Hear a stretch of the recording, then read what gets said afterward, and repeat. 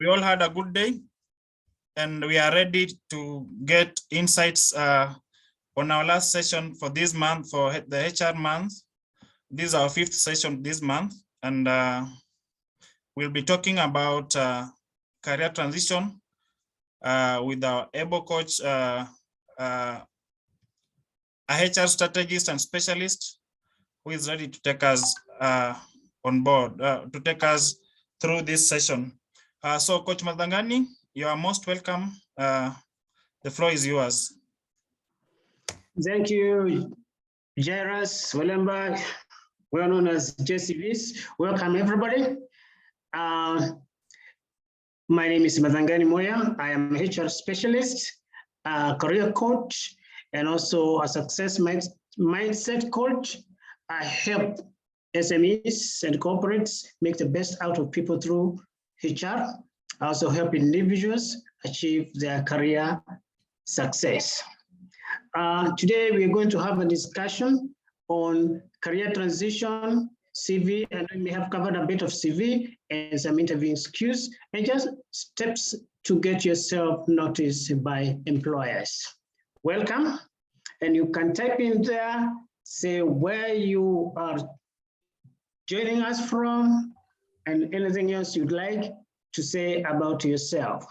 So, karibuni sana. So let's go straight to the topic, and we look at, first of all, we look at what is the different meanings of career transition. For this, you might have people who want to change a career, and it may mean change of a job, a promotion, or a recognition. This is why people would like to change. You could also be wanting to have a career transition. You are at a crossroad or have to make a decision, e.g. move into a new role or a location. It could also be a new career. And a new career may mean a total shift from what you have been doing. For example, you may have been doing accounting, but all of a sudden you find maybe you want to transit into another different area. You may be doing HR, and then you discover, I want to specialize in a particular field, or you want to actually move totally from that field. So these are all factors. Also, you want to be recognized and identified in meetings. You may discover that I have been maybe in this particular section or department, but actually it's not impacting. You may want to be noticed in meetings as a valuable person.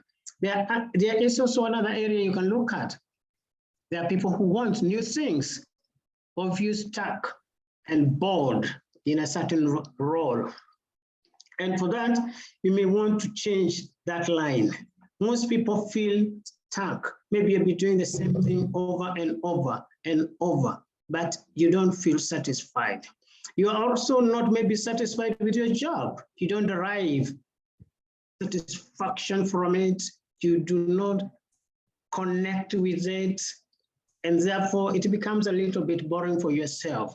And maybe the work environment is stressing, and you just feel, I'm working in this environment, but the environment is stressing. There could be many factors. Some jobs are, by design, actually very demanding, stressful, challenging, take time, and that is an environment that you may feel, I don't think I fit here. This is not me.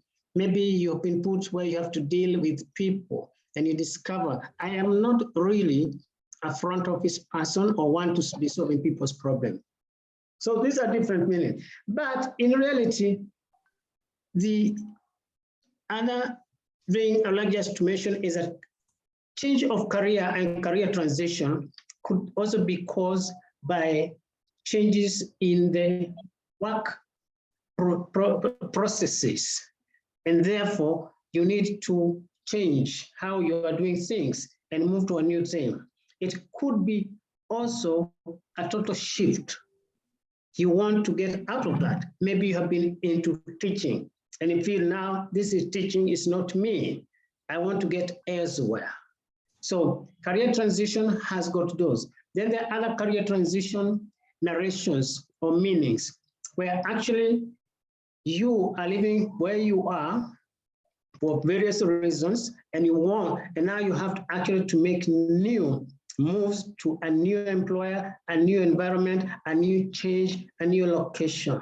So these are all forms of career transitions. But basically, just note the basic meaning of career transition is a shift from what you're currently doing and where you are to a new set of work. What we do is our job and our work. A career is a cumulative experience that you gather and start being identified with that. So teaching is a career, and you move on as a career. And you might decide, no, I'm no longer this, I want to get to healthcare. And what do you want to do in healthcare? I want to be a counselor. That is a whole shift of a career transition. So these are the typical reasons that people want to make a career change. Our focus is going to be in terms of career changes and how you can transit from one place to another. These are typical things. I'm sure you may have experienced them, you may have noticed them. Yeah, people dislike their boss for various reasons. Maybe they want to start their own business. All of a sudden, you are an employee, now you want to become an entrepreneur, and you have to learn maybe digital marketing, you have to learn marketing. Or maybe their job is starting to affect their families. For many reasons, it could be the job is very stressing, and therefore you transfer the stress to your family, taking a lot of your time. It could be that the job is in a location far from your ideal residence. For example, you're working in Thika or Machakos, and you just find that that kind of environment, movement taking a lot of your time, you don't have time with your family, it is stressing you, it is costing you. All these are things. Then, of course, conflict with workers. It could be for many reasons. Maybe your value systems is not with them, maybe they are toxic. And then, of course, people want to change jobs when they know a layoff is coming. So these are factors that we look at. And also issues of stress and burnout. Please allow me just to connect the power. I forgot, but the cable is just here. Apologies. Good. Yeah, stress and burnout. Maybe about a performance appraisal. You don't feel you are fairly assessed, appraised. Maybe you find the skills are updated, and therefore you feel that you want to make a change, learn new skills, and with the new skills you move. Maybe you just want to change jobs. You find this is what I've been doing, I'm not comfortable, I'm not deriving that pleasure and happiness, so there are no opportunities for growth and promotion. And maybe you don't know how to ask for salary, and you have gotten tired, and you just decide, I'm leaving this place. But also, people get bored, and they want to move on. And this is typical. You've been going to the same workplace, the same people, the same job environment, boring task, and all that. These are factors that can make you to want to make a career. You say, I think I don't enjoy maybe, let me give example. There are some jobs which are very routine, and you find that they are affecting you. And therefore you feel, no, this is not why. Maybe I'm a thinker, I'm a people person, I'm a problem solver. That way I have been put is not very good. Then other things is because of the fear of the unknown. Sometimes we don't know what is going to happen. Some of us don't know. We go to work and we don't know what happened to me. My boss doesn't seem to like me. The environment here looks strange. There are always rumors about we are going to be sacked or something, or our jobs are going to be closed. So all these are factors. Then you may find that your skills have been focused in one particular area, and you feel you are being restricted. No exposure, no idea how to express their skills, no ideas how to start a new job. These are all factors that affect the challenges of a career transition. You don't want to change, but you feel you are not satisfied. So there is that fear of the unknown. What will happen if I join jobs? And I can assure you, there are people who actually turn down jobs because of the fear of the unknown. How will it be there? They don't want to take risks. And some don't even know where to start. Been working for 5 years, 6, 3 years. But normally this comes with people who have worked for a time and they don't know anywhere else. They don't even know how to do, they don't have job skills. So in the event that you want, either after a job loss or a layoff, or you want to change your career, there are many reasons that things that you can do. Okay, and one of them is what you can do is to review your job description. Because if you want to change your career, you must understand what you've been doing. Identify the tasks that you have performed. Some of us work and sometimes we are not able to express. What do you do? A question that comes in interviews. And we just say, I input fill forms, and you can't express what is this that you feel and why is it important. So you start by identifying the tasks you perform.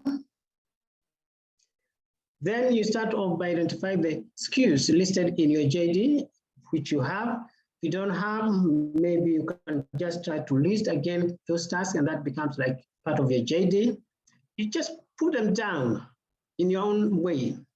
Then for each job and responsibility, mark the skills that you have applied. What do you mean by skills? Typical thing is that if you are in, let's say, customer service, there are skills that are important for customer service. You have to put adjectives, descriptive words to them. That I think what I do and the skill I use for this was good communication. Maybe it is problem solving because you solve people's problems. So start identifying and actually naming these skills that you use in your job. If you're in HR, then you can list what skill have I used in solving a problem, in actually addressing, in advising, making a proposal. What are those skills that you applied? So you can say, maybe I'm a good in report writing.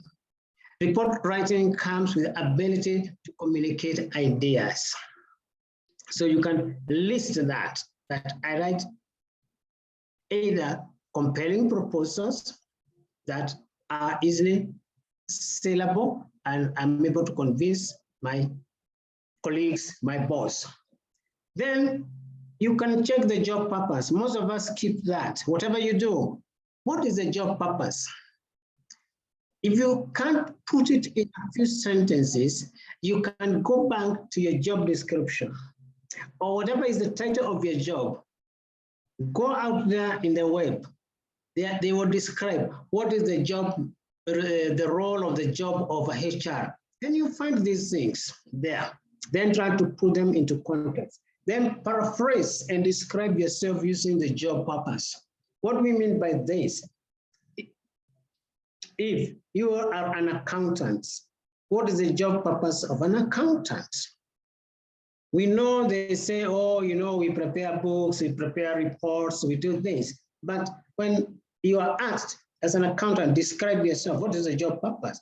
It is maybe to consolidate financial data, okay, and prepare reports that indicate the management of finances. Another person may describe it differently. Then you see that. And of course, if you're feeling that you're not able to do this, see the services of a coach. So let's start with where do you start when you are doing this career transition? So you have to understand what you have said. And let's look at the key areas that actually start you off, is to create a compelling resume. And the mistake that most of us make is that we list what are called a bit of soft skills, which are not describable or noticeable by when they are in words. So don't put words like communication, team player, hardworking, honest, committed. We are all supposed to be all these things. So this is not a syllable something that you can put. As you list your actually technical skills, your experience in that particular job or industry, and you can also put your experience. What I mean by experience, it can be in years or the sector. So if you're applying for a job for, say, an accountant or a teacher, let me say a teacher, maybe it is a high-class school, or maybe it requires somebody who has done career coaching or career counseling. So when you say I'm committed teacher who advises students about their careers, you have not said much. You just simply put, I am a teacher by profession with 3 years providing career counseling to students in, then you can say maybe it was a co-education, maybe it was a boys' school, it is a girls' school, maybe it is an integrated school, maybe it's a high-class school. So you put that. That is what you mean by experience. State it so that the person will see automatically what you're talking about, and we're going to see that right away. So the professional summary, the purpose, I see people putting things like it is to progress my career and to use my skills. When the person is calling for that job, they are actually calling for that job to get somebody who meets their specifications. So when you put like it is you to progress yourself, we call that you are being selfish. So are you coming to work for the organization, or you're coming so that you progress yourself? Of course, we know it is hidden somewhere, but you don't say it is to progress myself, to build my career, but you can turn that around.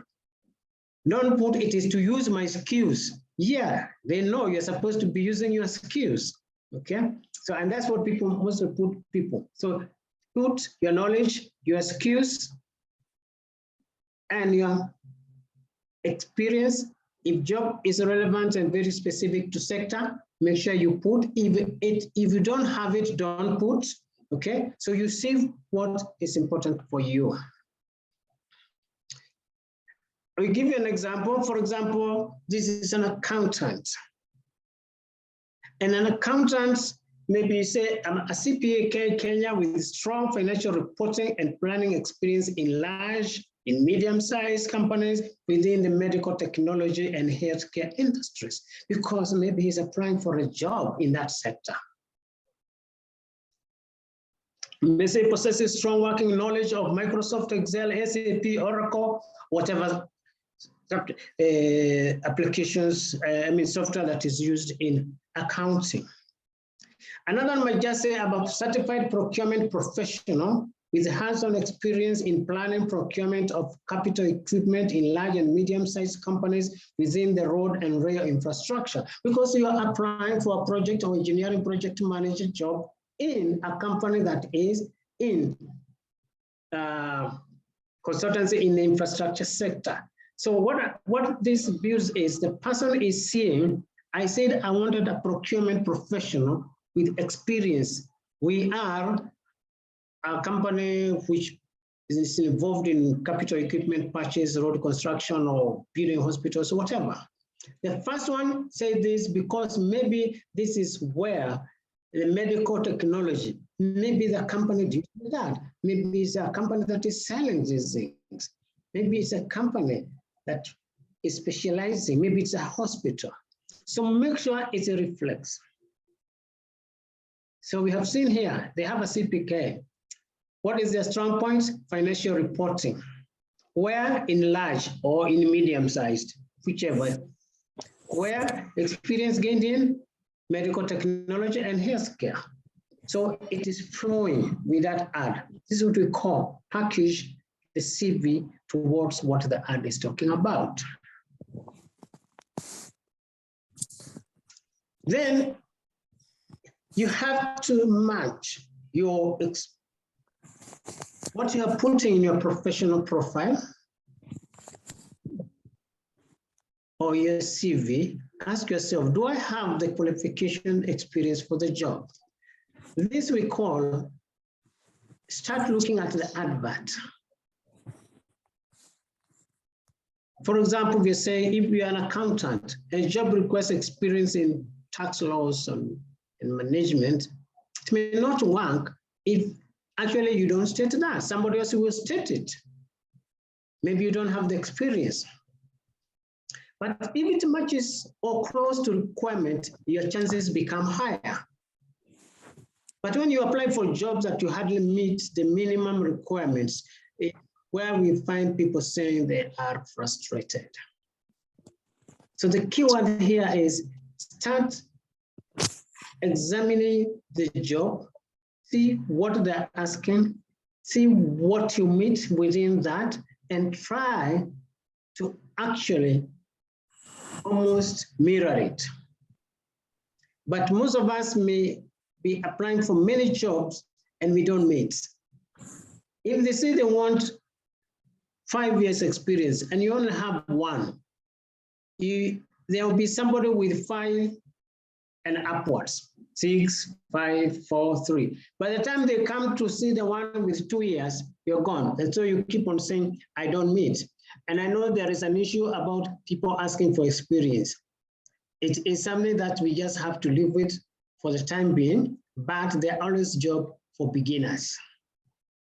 So when you see somebody asking, if you're in HR and they're saying a HR with 5 years experience, then you have just left college and you keep on applying with those jobs that are requiring 2 to 3 years.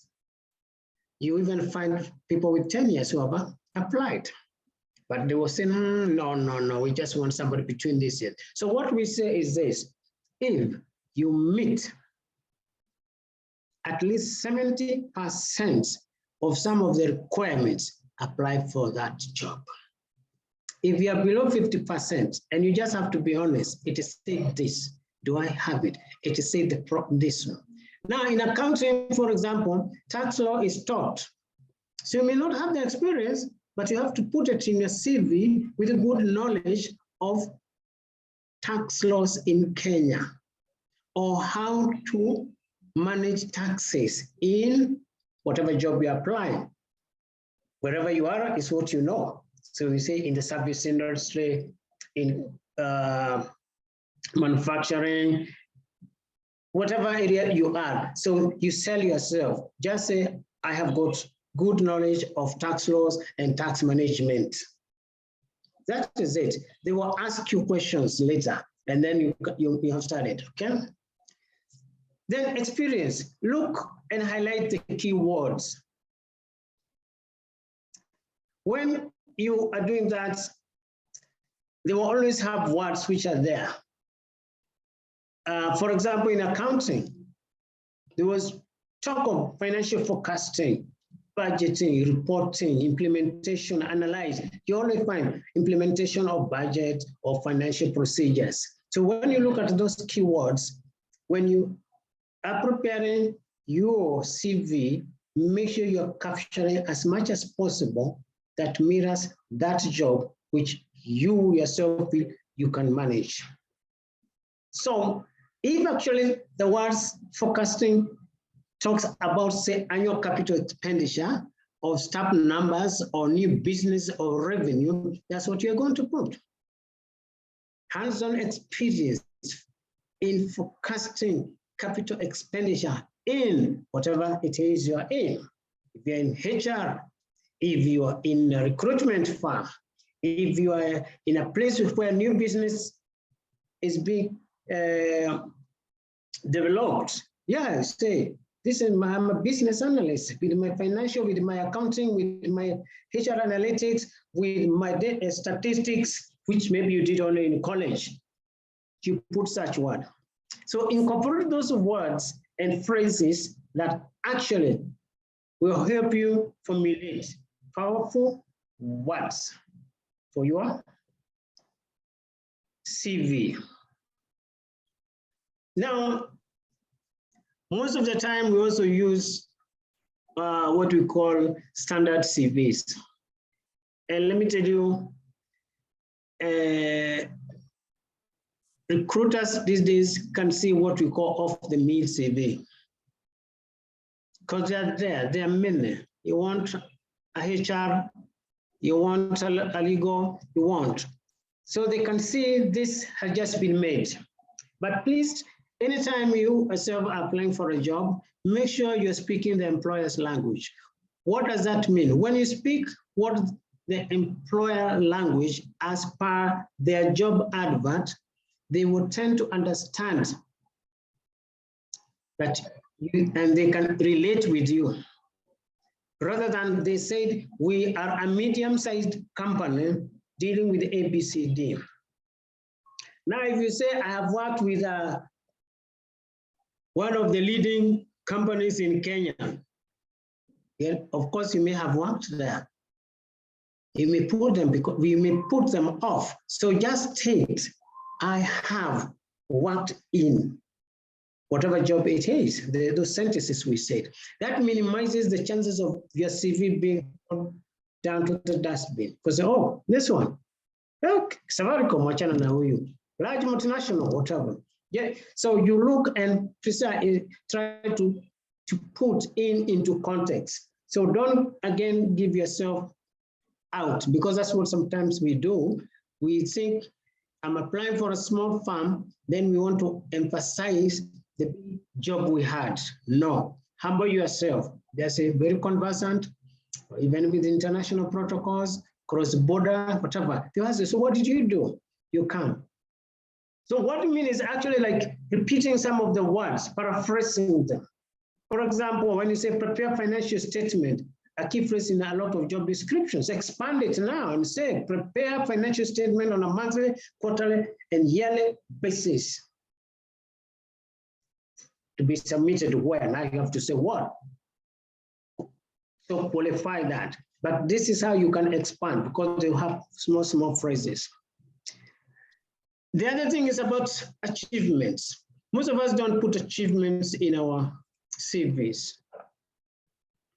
So when you're transiting from one area, people like to see, what have you done before? So you learn to tell your story. People love stories. So in doing that, it makes you stand out. So you have to think through, is there anything I can say as an individual or in a team I contributed to and can make me stand out? When you give your story, people, they get more interested in you. And in telling your story, always focus on something they can also relate to. And if it cannot, make sure it is an exciting story, which can elicit elicit interest. And what do you do? Why do you do that? One, learn to use quantitative and mostly qualitative statements. It doesn't matter what you did, what you have done. Just check and say, is there something I can say? Whatever your level, achievements are not achieved only by senior people. At any level, you have done something. Maybe you made a proposal. Maybe there was a very difficult task somewhere. Maybe you are part of a team. Maybe you made a proposal. So you just put there, was able to reconcile, data that had been pending for in 3 weeks compared to the 6 months period that was the norm in the company. Something like that. Find anything, explain yourself. And try to put for each employer. It depends. For certain positions, more senior positions, they put all the major achievements maybe in one sheet and say, developed ABCD at such and such a company, did this and this. But for certain jobs, just say, when I worked here between 2019, February to 2024, put the achievement. Most of us tend to put what we have done or our duties, which is okay, but always put for each was responsible and accountable for the efficient and proper functioning of this department. Undertook a major project in 1, 2, 3, which resulted in 1, 2, 3. We already know what you do. So you put in that for each employer, put what was your job, what was in one sentence. Reconciliation accountant. Key responsibilities, daily reconciliations of 1, 2, 3, preparation, whatever. Key highlights, cleared outstanding, detected a fraud, something. Always find something which you can be proud. And how you list your work experience also, make sure you start with the duties and a bit of achievements. The second position, the same. Don't just put there.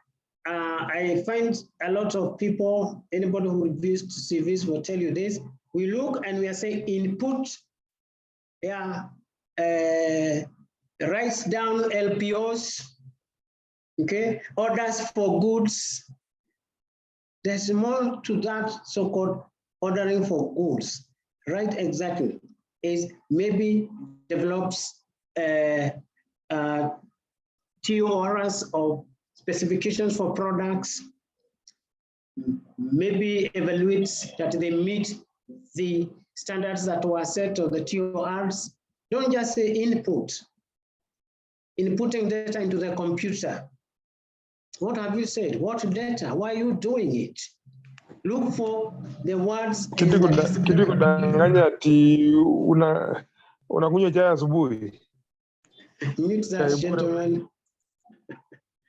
Okay, so don't put just typical sentences about what we call activity. Put it like a responsibility. That's what we said here. Put your role, your duties, which can just be 2 sentences. Customer service, responsible for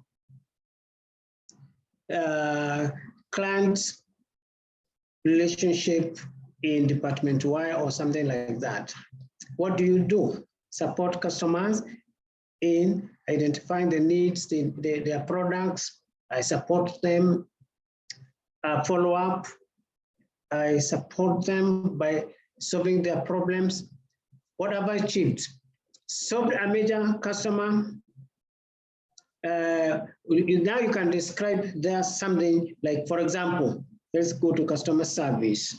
People ask, what do customer service do? We all know it's all treating people nicely, but that's not the whole essence.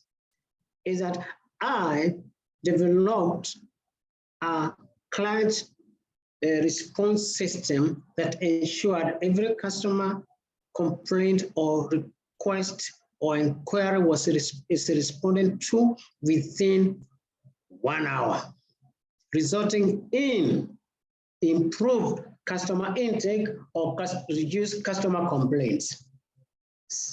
And that is so people who ask, how did you do that? Then you tell them, well, this is what I did. I'm sure each one of my team members, we had a call log and I've checked how soon they are. Everybody had to fill a sheet or work input calls when they responded, what is the outcome and all that. So that's one way you can do that. So always quantify where possible. It impresses potential employers because you have numbers. And it is an effective way to discuss your resume in an interview, because the next question every employer or interviewer asks or recruiter is, tell us how you did that. Tell us more about that. What was the result? And you may discover that one of your things that you described may take about 15 minutes of the interview. Everybody's interested. Oh, you did that, yes. So what was they elicit more questions. So quantify for anything quantified You may not have it. I'm sure some of you are asking, hey, how do I quantify? Make an estimate. How many problems have you solved? What percentage did it constitute? And that is why when you start working anywhere, start picking some bits of data. What kind of issues do you deal with? Oh, I seem to receive a lot of customer complaints.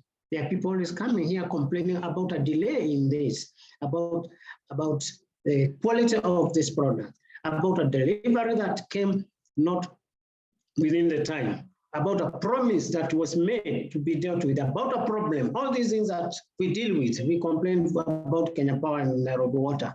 So you can say, I'll start making a log of this. So you can say, when we started, there used to be a queue system. I developed a queue system. How did you do that? Well, we are not automated, but I made sure that the customers were noted and made to queue.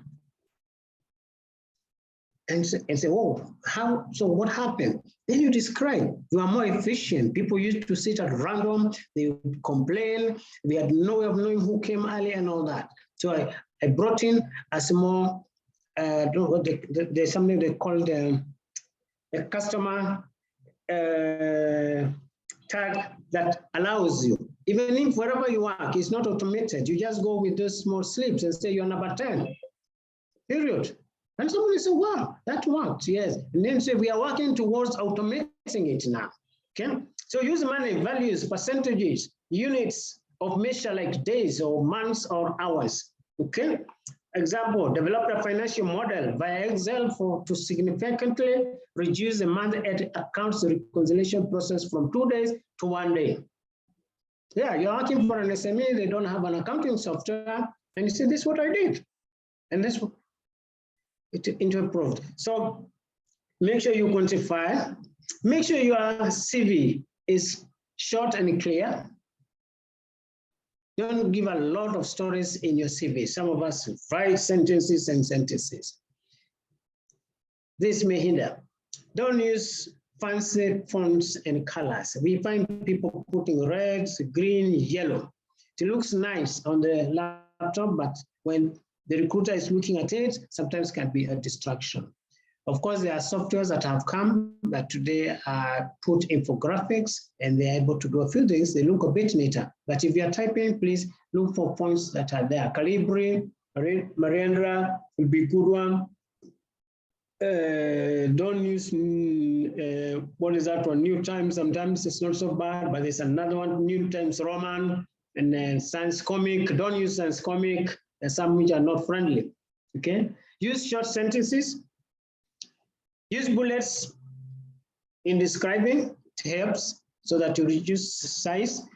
And please note that hiring managers actually just skim through CVs. So if you write sentences that are running back and forth like this, you may miss. So keep it constant, simple, and bulleted form, and use short sentences. Sorry, let's repeat, okay? And write your experience like how you'd explain to a 6-year-old kid. Simplicity so that it communicates, don't complicate it. We find people are writing CVs and you wonder whether they're writing a philosophy, document, because it's winding. You're trying to find the logic. So keep it simple, okay? Be specific in describing your dates and gaps. Some people just write November 92 to November 94. Somebody may just wonder. Put precise notes on, not just 2018 to 2019. Be very clear about that. Because somebody says, so when did you start working in this place? In 2018. They discover you started working in November and you had put there 3 years experience. But it's good to give correct data. Clarity sometimes, lack of clarity may mean subconscious creating a feeling you are hiding something. That's what recruiters look at. If you have a gap, be ready to know how to answer it in the interview. And here you have just to be honest about it. Some people create things, oh, I went back to school. Then you ask, what were you studying? Oh, I didn't finish, I didn't have money. Oh, so I mean, then we start wondering, so you are saying you left a job to go back to school and you had no money. So questions start coming in. But just say, depending on what it was, you don't have to say you are sacked for a very bad thing, but you may say, I left my job due to some circumstances which maybe have not were beyond me. Someone asks, what exactly happened? You can say, yes, I was terminated due, because they was due call and find out why. Because there was a misunderstanding in the organization, or my department was felt we were not performing and I became a victim, or be honest, there was a big loss and it was attributed to my department. And unfortunately, it was my docket, but it was an honest error, period. Okay, so the other thing we should look at is, which question do you find hard to answer? Some of the things that we find hard is when you're using, tell us about yourself. So sometimes we start telling people long stories. Always remember they have seen your CV. So don't tell them from your primary or kindergarten. Correct. Here you only emphasize. If academic was a key thing in that, you can simply say, I am a Bachelor of Arts student with a CHRP or with a CPA Kenya. But what they want to hear is about your knowledge, your skills, capabilities, and what you are bringing. And that cannot be seen and have been involved in if you're an accountant, if you're HR, say something that matches the job, go back. Don't start telling people from there, I left there, then I went to Kilimaboko Teachers College, I taught for 5 years, then after that I left there, I went, they have read all those things. Just say, what is it? You are a teacher? Yes. And my area of teaching is this. And I have done the following in that area of teaching. And my class of 1992 or 2019 scored an average of, which was a big jump from the previous 5 years average of. Now they are seeing, oh, this is somebody who brings us value. You'll be asked questions like, why do you want to work for us? Don't start saying because we're one of the best companies in the world, the biggest and all that. Tell them, because I have the following skills and I believe they'll be of value to you. Always give to them, not to yourself. Always show them it is you who is benefiting. Some people go there and say, you know, you are one of the leading companies, and therefore if I work for you as equity, it's a very good thing, you know, I want to be part of equity. No. But if it's a startup, you can say, I want to be part of your success by supporting your IT, your security systems. I want to be part of your legacy by always, it is them, not always yourself. Why do you think you're suitable? It's the same thing. You keep on paraphrasing your value proposition. Sometimes we are asked about, tell us a time you have to deal with a difficult situation, and we have to start thinking there. So all the time before you go to an interview, there always will come questions, situational questions. Always prepare yourself with 2 to 3 stories about a situation you may have faced. So when you are asked, tell us about a difficult situation, a conflict you had with your boss, and they will always ask you, what was it? How did you resolve it? Or what was your role?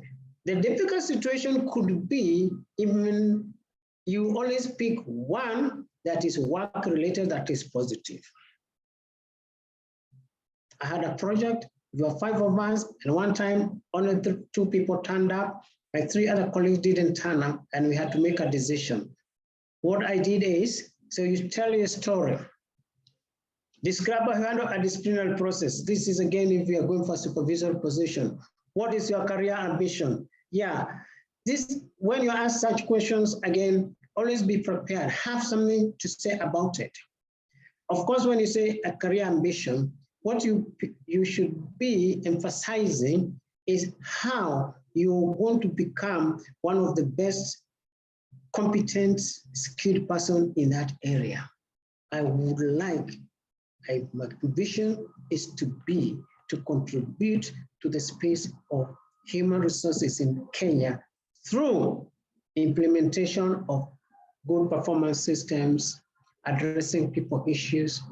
If you're an accountant, if you are an IT person, what problem do you think people face in organizations? So you project yourself as if that is one of the things you want to do. Actually, it's like a dream. What is your purpose? Is to solve all cybersecurity issues in corporations. So you project. And of course, the question you must show, okay? And in doing that, use what we call the STAR method. You can be asked about either a situation difficult or a major contribution you made or something you feel proud about. So when you use this system, it helps you develop your story. So the situation is describe the situation. What was the situation? We were faced with 1, 2, 3 things. And describe the action. What action did you take? Then the task is what had to be done or accomplished to solve that particular problem. Then you give what was the result. So practice this, because when you are asked in the room and you are trying to think, have I had a difficult situation except my bad boss? Now you're starting to think. But you can say, wow, yes. There was one time I came late for a meeting and I was supposed to present a report to my boss. And what I did, actually immediately I think, is I called them, or I called my colleague and told them, give them the password to my computer so that they can open the computer, print and take it to my boss. The task that had to be done is actually to make sure it is delivered to my boss before 9 o'clock, before the meeting starts. The result was that my colleague was able to print, take it to my boss, and my boss was able to attend the meeting with the information. It was a very difficult situation for me, but I'm happy I had to think on my feet. So these are just simple examples I'm giving. So always think of something, what you did, and the task is actually what was it that needed to be done. The report had to be delivered to my boss.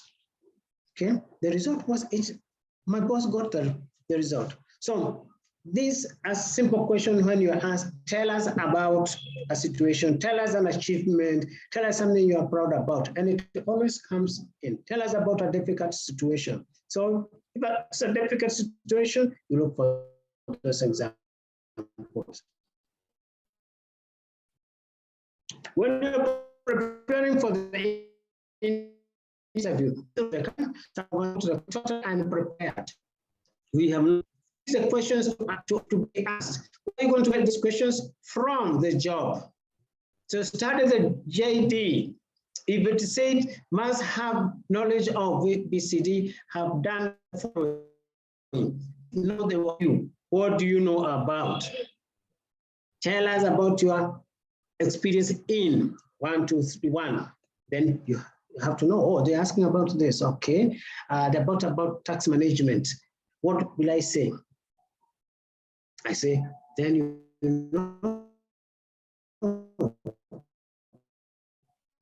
you either go and research. Oh, about tax management. In fact, my knowledge about tax management, I have participated, I supported my boss, and the process that we use is 1 ABCD. I've looked at the new budget, and I know the new requirement for our industries require 1, 2, 3. Make sure you mention, make yourself like you're an expert. Then they ask, what happens if you don't submit taxes? So it means you must have gone and started the KRA Act.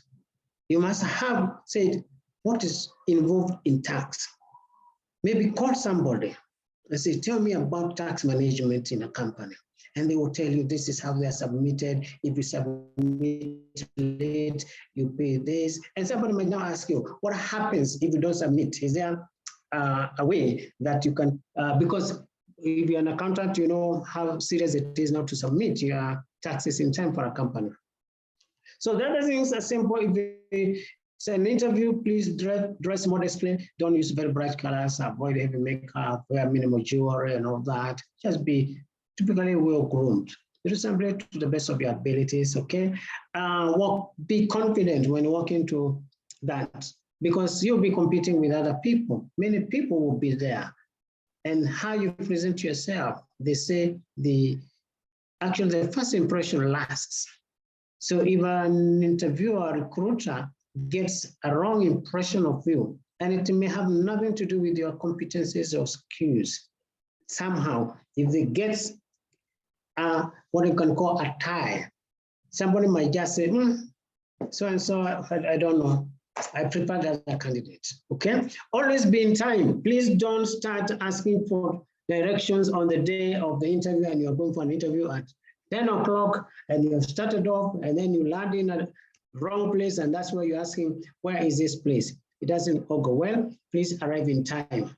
And that is my quick presentation. I can take some questions. Thanks so much, Coach, for that. We have a few questions on the chat section. I'll be reading them out for you so that you can respond. How long should the CV be if we all have to incorporate all these? Now, they're talking about that you talked about achievements and the duties. So they're asking how long should that be? Ideally, CVs are determined by, first and foremost, the level of the job which you apply. But a typical CV should not be more than 3 pages. That is okay. Then the second question is, if someone is transitioning from customer service and now applying for a HR job, should they include the customer service experience in the CV? Yes, you should include, because one, you start, when you actually, what you'll be seeing, there'll be a gap in your CV and you have to explain it. And since it may be something which I didn't mention as before I said that, when you're doing a career transition, if you're changing from one job to another, there are skills that you have learned in the previous job, which now you can transfer to the new job. So if you are in customer service and you're transitioning to HR, there are specific skills which are needed in HR, which you can pick. What do people in customers do? They're very good at solving problems. They're very good at negotiating with customers. Customer, we're very sorry about this. They know how to communicate with clarity. Come back tomorrow. So that's a skill, but now you have to put it into context. Thank you so much for that. How should one answer the question during an interview when they give you 2 different figures of salary? E.g., the job you went for, the interview is 25K, and you will ask if they they'll ask if you offer they offer another job for 50K. Which one will you choose? You've gone for an interview for a sales position, but they're asking if they can give you an accountant position with a higher salary. Which one will you choose?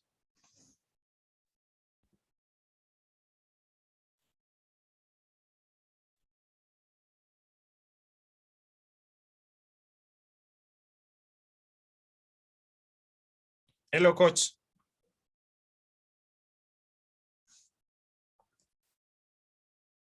We had lost you.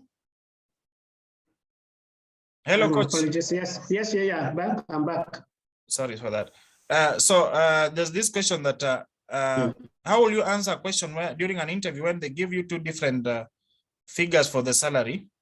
For example, you've gone for an interview for job interview where the salary is 25K, and they ask if they offer you a different job for 50K. Which one will you choose? The initial role is for 25K, but they are giving you another opportunity with a higher pay. Now, if you went for a specific job, role, so the first thing is to ask yourself, that did I even apply for this role? Do I have the qualifications for it? maybe you do have, okay? Then it would be good to be very clear from them, because if they're offering, it's for them. Sorry,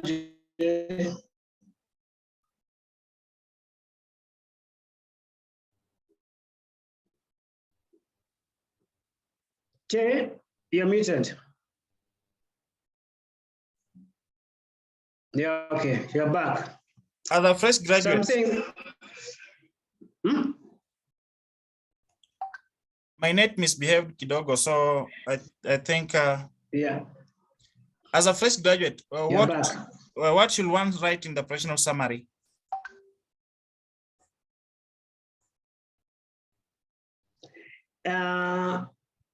Okay, as a fresh graduate, you just say what you have done.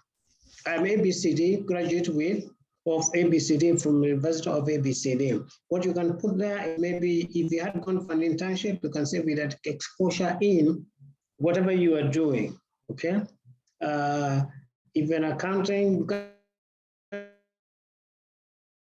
just put in a pharmacist or something like that. So just put what you have studied and reflect, okay, what skills you gave. Very short sentence. A graduate of ABCD with good knowledge of, now you can expound that area. You can expand a little bit there. Another question is hoping to move to HR from administration, but I don't have the daily work experience in HR. How do I hack for a job interview for a HR role?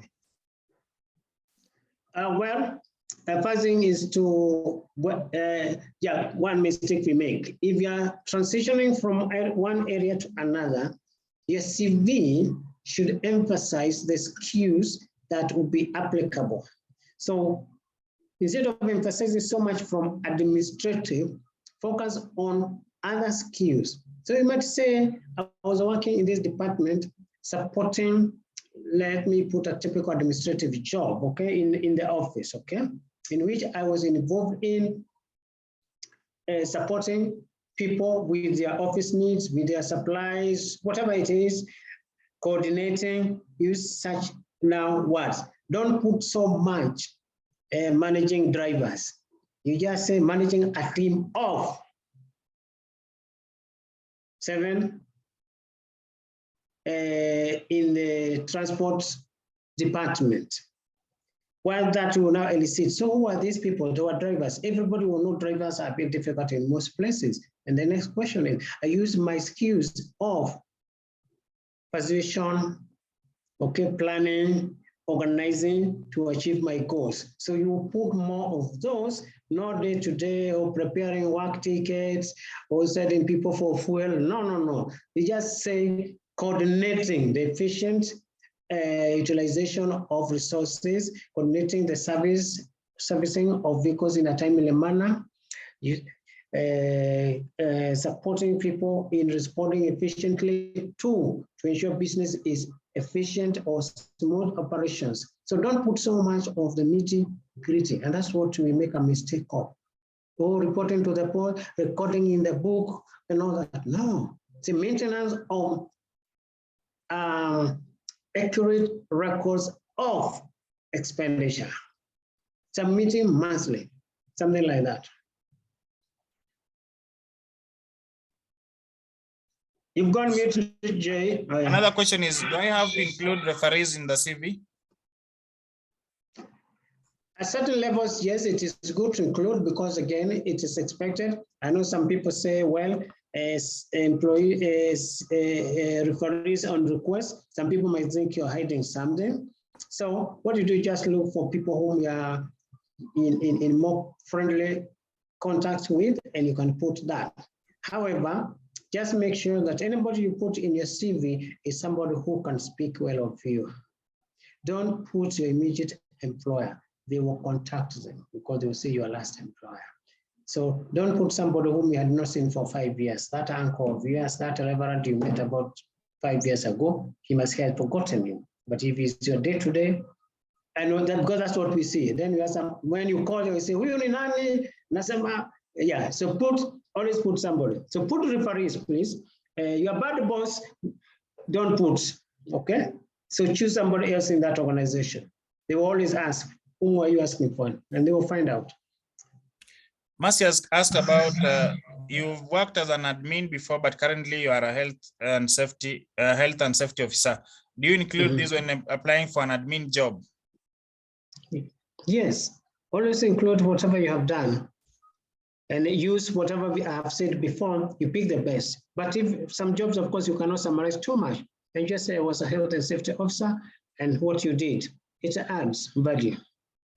Don't hide, don't leave your experiences because you fear, because it's part of your experience. You act there for 5 years, somebody asks, what were you doing? Then you say, why aren't you telling you are working as a health safety officer? Is there a need to include hobbies in the CV?